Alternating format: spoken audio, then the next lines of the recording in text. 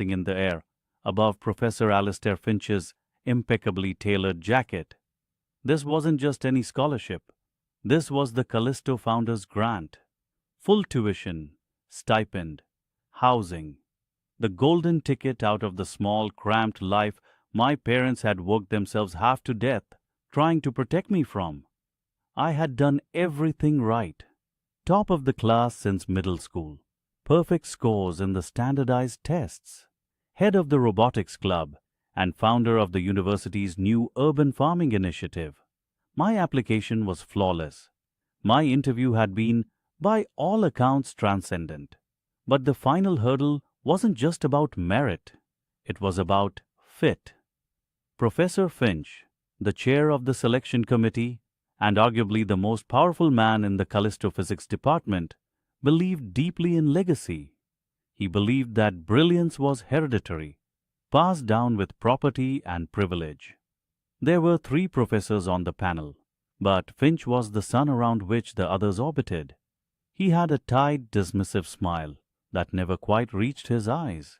He steepled his fingers, leaning back slightly. "Mr. Davies," he began, his voice dry and perfectly modulated, "we are all incredibly impressed with your quantitative performance. Truly remarkable, given the lack of foundational resources in your earlier education. A pleasant anomaly." Anomaly. I bit back the retort. He hadn't asked a question yet, but already I felt the familiar weight of being judged not for my work, but for the distance I had to travel just to reach the starting line. "Thank you, Professor," I managed, keeping my voice steady and respectful, just as my father had drilled into me. Respect is power, Elias. Use it, don't demand it. "Tell us," Finch continued, ignoring the gratitude, "about your support structure, specifically your parents. We understand the enormous commitment required for a student to succeed here. We invest heavily in our Callisto scholars. We need assurances that the commitment extends beyond the campus walls." This was the part I dreaded, and the part I also loved, because this was where I got to talk about my father. My dad, David Davies Sr., was a legend. He was the reason I was here. He was the quiet giant who spent every dime and every waking hour ensuring I had the books, the tutors, and the belief that I could achieve anything I set my mind to. "My parents are my foundation, sir," I said, meeting Finch's cold gaze. "My mother manages a local community center.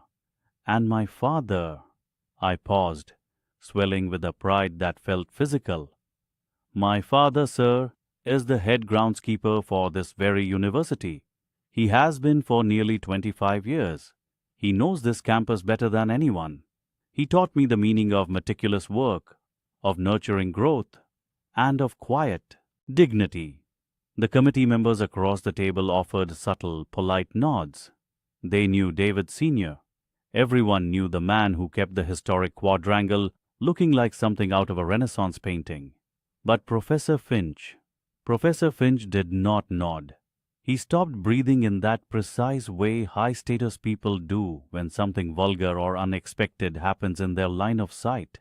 Then a sound escaped him. It wasn't a hearty laugh. It was a single, dry, almost mechanical expulsion of air. A sound of utter, dismissive surprise. A laugh of mockery. He lifted his hand to his lips, perhaps trying to conceal the transgression. But the damage was done. The air in the room thickened, tasting like burnt metal. "The head groundskeeper," Finch repeated slowly, letting the title hang in the rarefied academic atmosphere like a bad odor. He didn't say it with respect. He said it with the tone you might use to describe a persistent fungal infection. "Yes, sir," I affirmed, refusing to drop my gaze. Finch straightened his tie, recovering his composure. The silence was honest, demanding labor instead of abstract management. "We need to ensure you won't be distracted by the limitations of your background, Elias. We cannot risk a 4-year investment only to have the student falter when real-world intellectual networking becomes necessary. This grant is funded by people who understand the value of high-level connections. He looked at the other panelists, soliciting agreement, a look that said, "See, I told you we should have cut the quotas." "Do you understand what I am saying, Mr. Davies?" I wanted to scream. I wanted to point out that my father, the gardener, had managed complex budgets, trained dozens of men, and kept a multi-million-dollar asset beautiful for decades, all with grace and minimal resources. But I couldn't. This was the moment of decision. Any anger, any defensiveness would confirm Finch's bias. "I understand the weight of the grant, Professor," I replied, my voice dangerously quiet. "Good. Then you understand the gap you need to close." He pushed a thin folder forward. "Mine. We'll be reviewing the final decisions this afternoon. You may go." I stood up, numb. As I reached the door, I couldn't help but look back. Finch was already shuffling the next application, dismissing me, dismissing my father, dismissing the 25 years of quiet dignity my dad had poured into this campus. I walked out of that room and directly into the sunshine, feeling soiled. My father was waiting for me. He had taken the afternoon off, refusing to wear his uniform, opting instead for a crisp, dark polo shirt and khakis. The man was 60, but he still carried the lean, powerful build of a man who worked with his hands every day. He was leaning against the stone railing of the quad, looking out over the perfect manicured green that was his silent testament. He turned when he heard the door click. He didn't ask how it went. He didn't need to. He saw the cold devastation on my face. "They didn't give it to you, did they?" he asked. "It wasn't a question." "They haven't decided yet, Dad, but—" Finch made it clear. I couldn't look him in the eye. I felt like I had failed him by failing to defend him. "He mocked you, Dad, when I told him you were the head groundskeeper." He laughed. He said you couldn't provide the intellectual capital needed for a Callisto scholar. I watched the light drain from my father's face. The hurt was immediate, deep, and absolute. It wasn't the kind of rage that burst out. It was the kind that solidified, turning to ice in the chest. David Sr. just stood there, looking out over the grass, running a calloused thumb over the gold wedding band on his finger. "He said that," my father finally whispered, his voice dangerously even. "Yes, sir. He said the grant was funded by people who understand high-level connections." My father took a deep breath. He didn't look like a gardener anymore.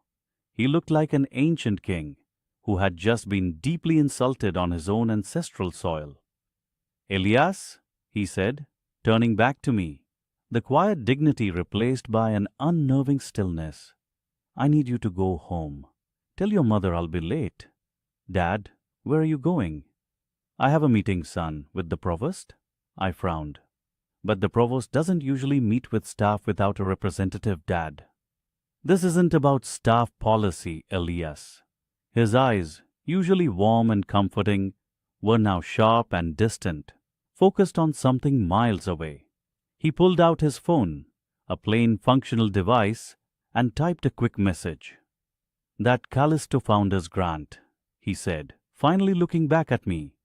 "Do you know how it gets reviewed?" "Professor Finch reviews the applications, and then the board rubber stamps the decision based on his recommendation." "No, son. I mean, do you know where the money comes from?" I shook my head. "It's an anonymous endowment, decades old." My father gave me a look, a familiar look of deep shared history that transcended the last few humiliating minutes. "It is not decades old, Elias, and it is not entirely anonymous. Not to me." He put the phone away. The meeting text confirmed. Then, for the first time in my life, I saw my father adjust his posture, not to relieve physical fatigue, but to adopt a new kind of immense, silent authority. Professor Finch just gave me a very clear reason to expose the limitations of his connections, my father said, his voice flat and terrifying. I think it's time he understood who exactly funds the scholarship he thinks only belongs to the sons of CEOs, and more importantly, who just revoked every single penny. He didn't wait for my reaction. He simply walked toward the main administration building. I watched him go, feeling the strange, terrifying shift in the universe. The quiet man who maintained the grounds was now walking in to pull the foundation out from under the entire institution. I knew, right then, that Professor Finch was about to learn a lesson about intellectual capital and real-world connections that would redefine his life. And this was only the beginning. Professor Sterling cleared his throat. It sounded like shattering glass in the quiet conference room. He hadn't even looked at my academic achievements yet. He was looking only at my dad. "Mr. Davis," Sterling began, his tone dripping with practiced false civility, "we appreciate you taking time from your duties." My father stood tall, his posture unchanged. He had worn his best suit, but the years spent under the sun had left their permanent stain on his skin, marks of decades spent cultivating beauty for others. Sterling leaned forward, resting his chin on his steepled fingers. "Elijah's application is compelling on paper, academically speaking, but we need realism, don't we?" My heart sank. This was the pivot, the exact moment where the grades didn't matter anymore. He continued, his eyes locked solely on Dad. "The Beacon Fund is substantial. It covers everything: accommodation, research, travel stipends. It's designed to elevate those who can handle the weight of immense opportunity." He let the word weight hang heavy in the air. "Now, Mr. Davis, I see you've been with the university groundskeeping staff for decades. Dedicated service, truly." He said service like it was a euphemism for mediocre. "But tell us honestly, when Elijah faces the inevitable, intense pressure of the Ivy League environment, the sheer social leap, how exactly do you plan to guide him? What real-world professional insights can you offer beyond fertilizer schedules and pest control?" The other committee members shifted uncomfortably. They knew the line was cruel. My dad looked directly at Sterling, his dark eyes steady. "I offer him structure, Professor, and belief." Sterling chuckled. It was a short, sharp burst of pure condescension. "Belief is lovely, Mr. Davis, but capital is reality. Guidance is pedigree. We're talking about preparing a student who must someday dine with ambassadors, not discuss optimal soil pH." He gestured dismissively toward my father's hands. They were resting gently on the back of his chair. They were broad, the knuckles slightly swollen from labor, clean, but indelibly lined by soil and shears. "Those hands built a fine garden, I'm sure," Sterling sneered. "But they don't hold the keys to the future we are offering. The Beacon Fund is meant for students whose families can already navigate these circles, or who have already shown comparable initiative in high-level commerce." I wanted to jump in. I wanted to tell Sterling that my father single-handedly started the university's award-winning sustainable agriculture program, that his knowledge was vast, practical, and real. But Dad stopped me with the slightest, barely perceptible tightening of his jaw. He didn't need me to fight his small battles. I remembered the conversation we had the night before. Dad had told me, "Elijah, the true test of a man is not how he handles success. It is how quietly he absorbs the disrespect of smaller men." Sterling wasn't done. He felt powerful. He smelled the humiliation rising off me. "Let's be honest, Mr. Davis," Sterling pressed, leaning closer. "The Beacon Fund requires significant administrative overhead. It demands respect. It demands a serious recipient. I worry about the optics. Sending a student whose father literally mows the lawns of the trustees It sends a confused message about the fund's status. He pulled out the final dagger. Perhaps a nice, smaller, local scholarship would be more appropriate for Elijah, something less demanding, something fitting his background. The silence that followed was absolute. My father lifted his head. He didn't react with anger. He didn't flinch. Instead, a profound stillness settled over him, a silence colder than ice. He reached into the inside pocket of his expensive suit jacket. It wasn't for a handkerchief. He slowly pulled out a thick leather-bound folio. It wasn't standard university paperwork. It looked like high-grade legal documentation. Professor Sterling looked mildly irritated. "What is that? Mr. Davis? This is a scholarship interview, not a will reading." Dad ignored him. He placed the folio carefully on the polished mahogany table. He didn't open it yet. He just let its considerable weight sit there. Then he spoke. His voice was low, resonant, completely devoid of the deference he was usually required to show staff. "Professor Sterling," my father said, addressing only him, "you've spent the last 10 minutes belittling my contribution to this university and doubting my son's worth based entirely on his origin." Sterling stiffened. He realized he might have gone too far, but his arrogance wouldn't allow him to retreat. "I am merely ensuring the fiscal integrity of the Beacon Fund, Mr. Davis." My father smiled. It was a cold, surgical smile that promised zero mercy. "Yes," Dad confirmed. "The Beacon Fund." He tapped the leather folio once. "I believe I have some documents here that pertain directly to the fiscal integrity of the fund," he continued. "Specifically, the quarterly review and the grantor agreement." Sterling frowned, confused. "Grantor. That information is highly privileged.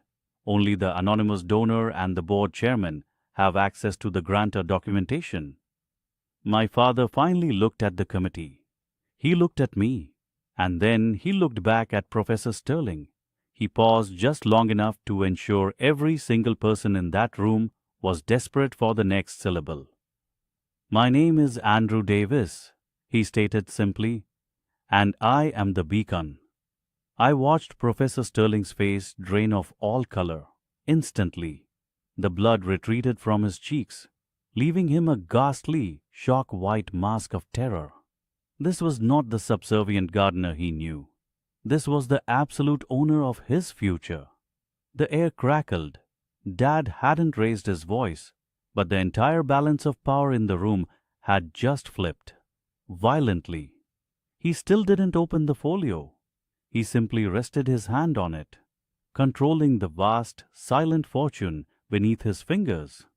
"Now, Professor," Dad said, his voice soft but suddenly steel-edged, "let's discuss the matter of administrative overhead. I believe we have reached a juncture where efficiency must be prioritized." He was talking about Sterling, and Sterling knew it. I saw the quiet, incandescent fury in my father's eyes.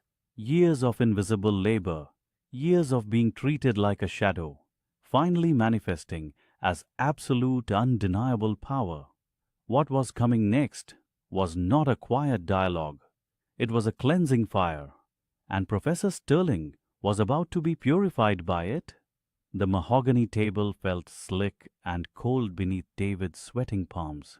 He had finished his presentation on global trade logistics. He nailed it. The numbers were perfect. The projections were airtight. Even Professor Miller, known for his relentless critiques, had offered a thin, approving nod. Relief washed over me, a brief, foolish wave. I thought we were past the hard part. Then Professor Albright cleared his throat. It was a loud, theatrical sound that cut through the silence like breaking glass.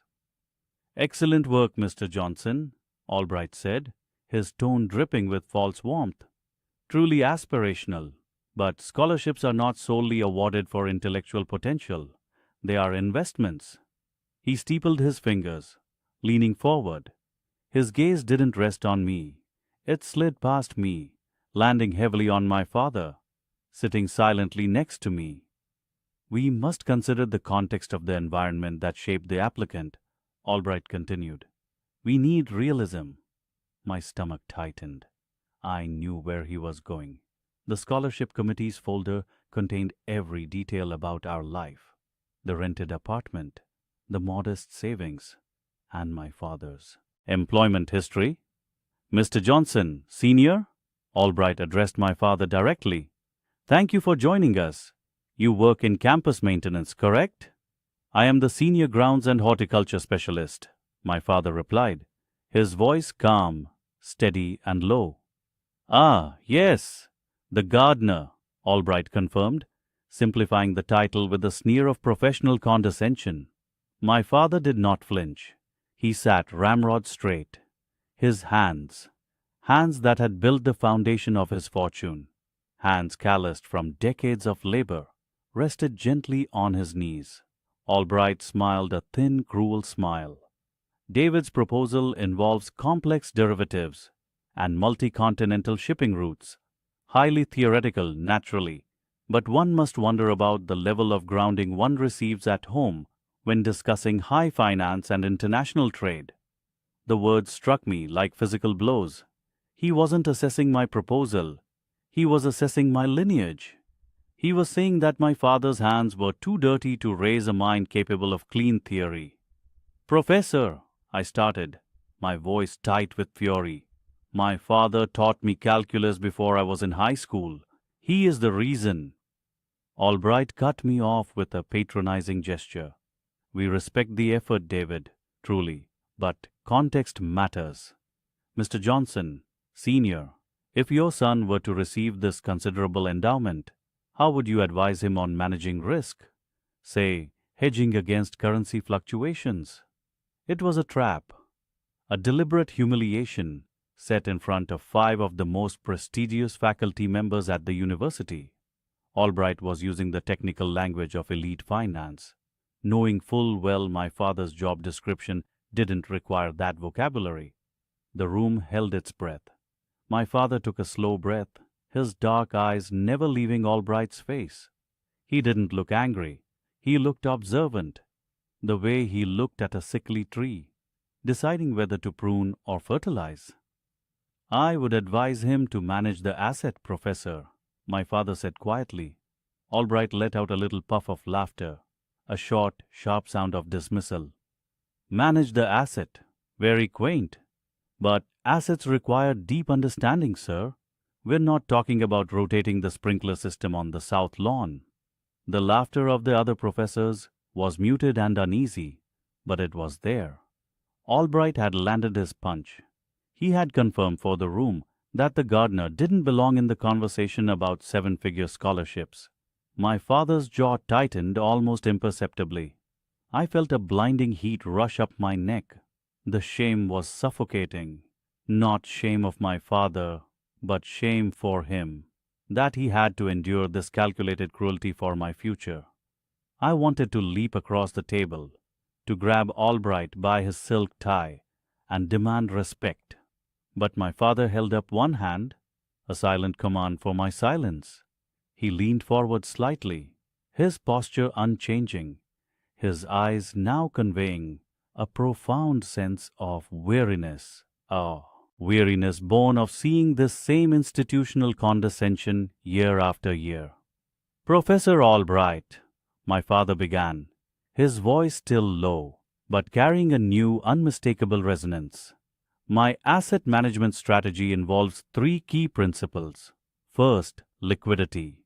Second, diversification. Third, anonymity. Albright smirked. Anonymity. In what context, sir? Are we discussing offshore accounts now? We are discussing the necessity of keeping your investments hidden from unnecessary risk, my father countered, his tone utterly devoid of anger. Just a simple, factual delivery. For example, if you manage to build an endowment large enough to fund the entire physics department for a generation, you don't put your name on it. The room went silent again. But this time, the silence was thick, puzzled, not mocking. Albright's smirk faltered. My father continued, his gaze drifting from Albright to the committee, acknowledging the room. You keep it anonymous, so the institution itself, the very people running the committees, focus only on the mission, not on who holds the leash. He paused, letting the statement hang in the expensive air. Because, he added, a slight curl coming to the corner of his mouth, if the wrong people knew exactly who held the money, they might feel entitled to waste it. Albright leaned back abruptly, searching my father's face. The casual cruelty was gone, replaced by sudden, sharp suspicion. Mr. Johnson, I am unsure what you are implying, Albright stammered. I am simply demonstrating my familiarity with complex assets, Professor, my father said smoothly.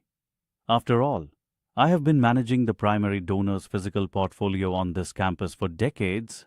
He pushed back from the table, a movement of finality. My heart hammered in my chest. He was going to walk out. He was going to sacrifice my scholarship to protect his dignity. But he didn't stand up. He placed both his heavy hands flat on the polished mahogany. If the committee must assess my contribution to David's education based on my financial acuity, then I must be absolutely transparent, my father said. He looked at the Dean of Admissions, who was now sweating profusely. I need to confirm something with the committee first, just a point of clarification. He looked back at Albright, the intensity in his eyes making the pompous professor visibly shrink. This scholarship fund, Professor, the one currently under review, the one designated to support a student of exceptional promise, irrespective of background. Yes, the Banyan Tree Endowment. What about it? Albright asked, his voice now a tense squeak. My father's next words were slow, deliberate, and delivered with the quiet force of a seismic shift. Who is the official, anonymous guarantor of the Banyan Tree Endowment? Albright blinked rapidly, confused by the shift in line of questioning. Sir, that information is confidential. It's part of the donor agreement. I am aware of the confidentiality, Professor, my father replied, his expression unchanging. I am asking if the confidential donor holds the right, according to Clause 4.b of the Trust Agreement, to immediately and irrevocably rescind the entire endowment, should the committee display overt institutional bias or discrimination in its selection process. Albright's face went white. He knew that clause. Everyone on the committee knew that clause. It was the atomic bomb safeguard the anonymous donor had insisted upon. Why would you possibly need to know that, Mr. Johnson? Albright whispered. My father smiled then, the first genuine calm smile of the entire meeting. It was not a warm smile. It was the smile of a man who held all the cards, and the dealer had just insulted his intelligence. He reached into the inner pocket of his worn but clean tweed jacket. He pulled out a single, sealed envelope, not a letter, a formal document. Because, Professor, my father stated, his voice ringing with absolute authority, I need to know the proper protocol for submitting my immediate cancellation request. He looked straight at Albright. Right here, right now. We walked across the manicured lawn, the lawn I had personally maintained. I felt Elias stiffen beside me. He was wearing his best shirt, pressed and sharp, like his mind. He looked too young to carry the weight of this institution's judgment. You ready, Dad? Elias whispered. I didn't answer right away. I was looking at the rhododendron bush near the arts building. I remembered planting that bush 2 years ago. The roots were deep now, just like mine were here. I'm ready, son, I said. You worry about being brilliant. I'll worry about the rest. We entered the administration hall. Cold marble, high ceilings. It was built to feel intimidating, built to remind men like me of their place. I spent most of my working hours ensuring the dirt outside those windows was rich enough to feed the beauty they displayed inside. The difference was stark. Outside, My hands were the masters. Inside, I was just an accessory to my son's ambition, a requirement on a form. The scholarship committee meeting was held in the Board of Regents conference room. Mahogany table, 20 leather chairs, a view of the entire city. We checked in with a young assistant who clearly despised being interrupted. She spoke into her headset, her eyes skimming over me as if I were a piece of low-quality furniture she had been forced to dust. "Elias Hayes," she droned, "and Mr. Hayes, Sr." She didn't ask my name. It didn't matter. I was just the father of the candidate. We were told to wait in a smaller anteroom. It was cramped. 3 other families were there. All the fathers were in expensive tailored suits. They carried briefcases that probably cost more than my monthly mortgage payment. I noticed them, glanced at my simple jacket, my clean but practical boots. They weren't sneering exactly, just categorizing, placing me on the wrong side of the divide. Elias saw the looks too. He shifted uncomfortably, pulling his chair closer to mine. "Dad, I'm sorry," he murmured. "For what, son?" "For bringing you into this. This noise." "This noise is important," I reminded him gently.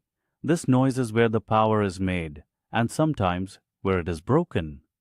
I thought about the endowment, the Hayes Academic Excellence Fund, the fund that was currently keeping the lights on in this intimidating room.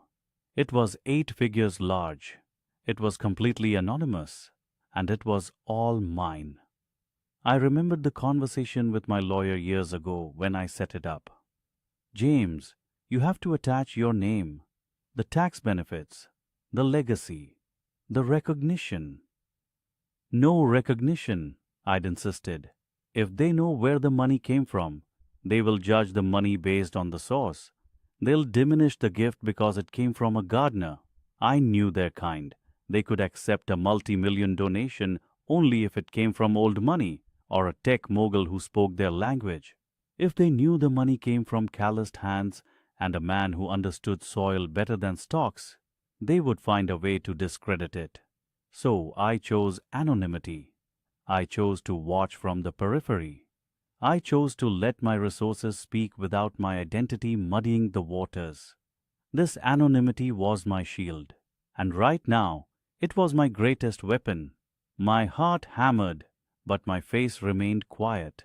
I was James Hayes, the university gardener who happened to be the father of Elias Hayes, a brilliant scholarship applicant. That was the narrative they saw, and that was the narrative I allowed. A door opened. "The Hayes family, the committee is ready for you." We stood. Elias straightened his spine. I straightened my jacket. We walked into the conference room. It felt like walking onto a stage. The air conditioning was set too cold. Everything felt controlled.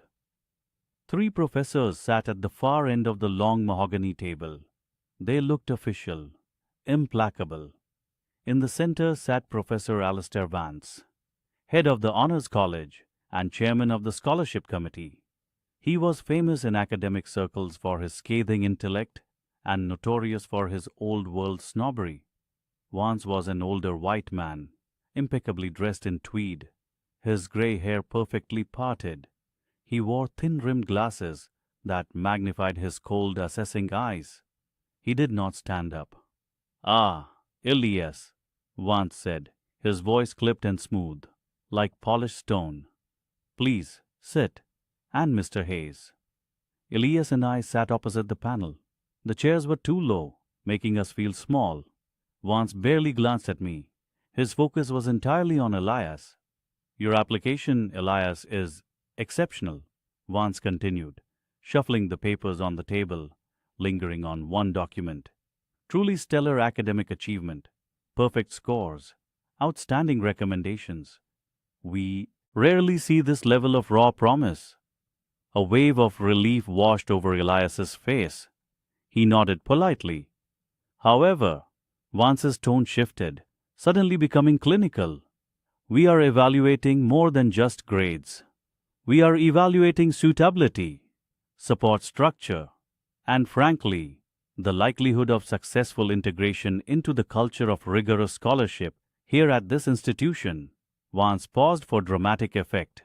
He finally looked at me, really looked at me, over the rim of his glasses.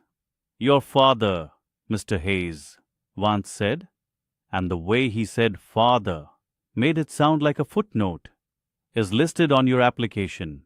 James Hayes, university staff. Groundskeeping, is that correct?" I kept my voice level. "Yes, Professor. I have worked here for 22 years. Vance gave a polite, tiny, meaningless nod. "Yes, yes. Hard work, of course. Essential, in its own way." He picked up a pen and tapped the application dossier with it. His eyes bored into mine. He wasn't looking for confirmation. He was looking for an answer to a question he hadn't asked yet. "And how exactly, Mr. Hayes?" Vance inquired, leaning slightly forward, a thin, superior smile playing on his lips. "Do you, with your background, intend to support the level of intellectual pressure your son will face here? Financially, yes. The need is evident and we respect that. But the mentorship, the environment, the understanding of what a life of academic rigor entails." The insult wasn't blatant. It was insidious. It implied that my job, my experience, my very existence was a deficit to my son's future. That my labor was simple, and therefore my mind must be too. That I was intellectually incapable of supporting my own child's success. Elias flushed crimson. He opened his mouth to defend me. I placed a heavy hand on his knee, squeezing gently. "Wait." I looked straight at Professor Vance. His eyes were smug. He thought he had delivered a subtle blow, a necessary reminder of the hierarchy. "Professor Vance," I said calmly. My voice was low. "My son has already reached this table. Doesn't that answer your question about his environment?" Vance chuckled, a dry, dismissive sound. "My dear Mr. Hayes," he patronized, "reaching the table is one thing. Staying seated at it is quite another. This scholarship, and the prestige that comes with it, is substantial. It is designed to lift promising students into a new class, a class they sometimes find difficult to navigate without the proper guidance. Guidance, I am afraid, which we must often provide in lieu of adequate support at home." He put the emphasis on adequate support at home. I felt a cold, deep fury settle in my chest. This man, sitting in a chair I could afford to buy 50 times over, funded by a scholarship bearing my silent signature, was telling me I wasn't enough for my own brilliant son. He was using my hard work, my honest labor, as the reason to question my son's eligibility for the very resources my profits provided. He reached for a thick binder that clearly contained the financial details of the Hayes Academic Excellence Fund.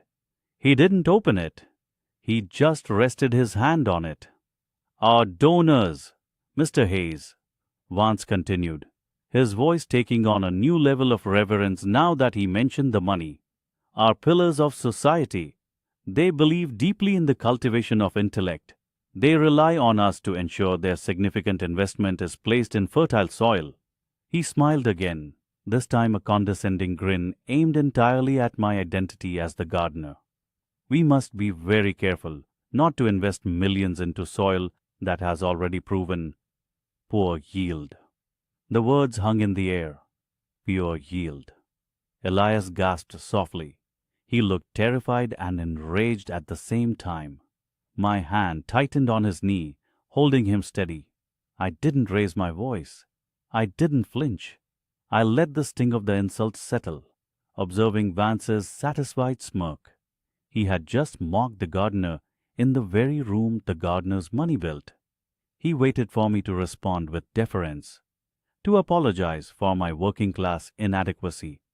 Instead, I inhaled slowly. My mind was already moving, 2 steps ahead of his arrogance. The decision had been made the second he opened his mouth. "Professor Vance," I stated, my eyes locked on his, You are very familiar with the Hayes Academic Excellence Fund. Of course, Vance scoffed. It is the backbone of our honors program. Do you know the identity of the anonymous primary donor? I asked. Vance frowned, slightly annoyed by the distraction from his lecture. No, Mr. Hayes.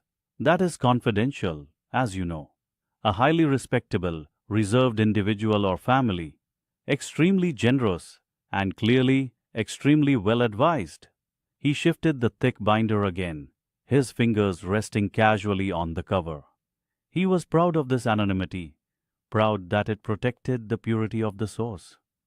I understand, I replied, meeting his gaze. Because, Professor Vance, I am afraid there has been a serious operational mistake regarding the allocation of the scholarship. Vance's superior expression wavered for the first time. A mistake? What are you implying, Mr. Hayes? I am implying, I said, leaning forward just enough so my words traveled only to him, that the donor of that fund requires an immediate conversation with the chairman of this committee. The small, dark, cold seed of poetic justice had finally sprouted. The roots were deep, and they were about to tear up the marble floor. The air solidified around us. Dr. Sterling wasn't done with his performance. He leaned back in his expensive leather chair, watching my father with practiced dismissal. "Elias," he started, "your transcripts are flawless, truly unquestionable. But scholarships," he continued, dragging out the last word, "are not just about grades. They are about investment." He gestured vaguely at my dad. He meant financial stability. He meant background. He meant the unspoken assurance that the recipient had a suitable support structure. My dad just kept his hands folded in his lap. Those hands, strong, calloused hands that built our life piece by piece. Hands that knew the soil of this university better than Sterling knew his tenure policy. Sterling zeroed in on the faded green jacket and the slight scent of mulch clinging to the fabric. He called it grit, but his tone meant poor background. His tone meant risky. "Mr. Harrison," Sterling addressed him directly, his voice taking on that sickening, patronizing drawl reserved for people he deemed lesser. "Elias needs this scholarship clearly. We see the family contribution listed as minimal on the application profile." He paused, letting the word minimal hang in the silent room. "How minimal are we talking?" Sterling asked, pushing the cruelty further. "Could you afford a car for Elias? Or perhaps the basic cost of living outside the cramped dorms?" He was essentially demanding my father justify his poverty, right there in front of the board. My father's face remained still. He met Sterling's gaze without flinching. His eyes were deep and unwavering, the way they always were when he was fixing a major mechanical fault. Focused, prepared. Sterling, sensing he had the upper hand, decided to rub the financial disparity in our faces. He recited the exact dollar amount of the full 4-year scholarship award, a large, life-changing number. He repeated the figure slowly, distinctly, as if addressing a slow student. $250,000, Mr. Harrison. That is what this institution provides. What we are gifting Elias, so he doesn't end up, well, exactly where you are." My breath hitched. He had said it. The insult was raw and clear. He suggested Elias's destiny, without the university's generous charity, was pushing a wheelbarrow for the rest of his life. A small, satisfied smile touched Sterling's lips. He had humiliated the gardener, asserted the hierarchy, and re-established who held the power. That smile vanished an instant later. My father reached into the inside breast pocket of his worn jacket. It was a smooth, silent, deliberate movement. No fumbling, no hesitation. He pulled out a crisp, white legal envelope, thick, high-quality paper. He didn't slam it down. He didn't make a scene. He simply slid it across the polished mahogany table toward Dr. Sterling. The movement was quiet, yet It silenced the room completely. The other committee members exchanged puzzled glances. I remembered that night last week. Dad was on the phone late, speaking low, using code words. Accounts, trustees, lawyers. He had been preparing for this moment since the acceptance letter came. He knew the class snobs wouldn't let Elias in easily, even with perfect scores.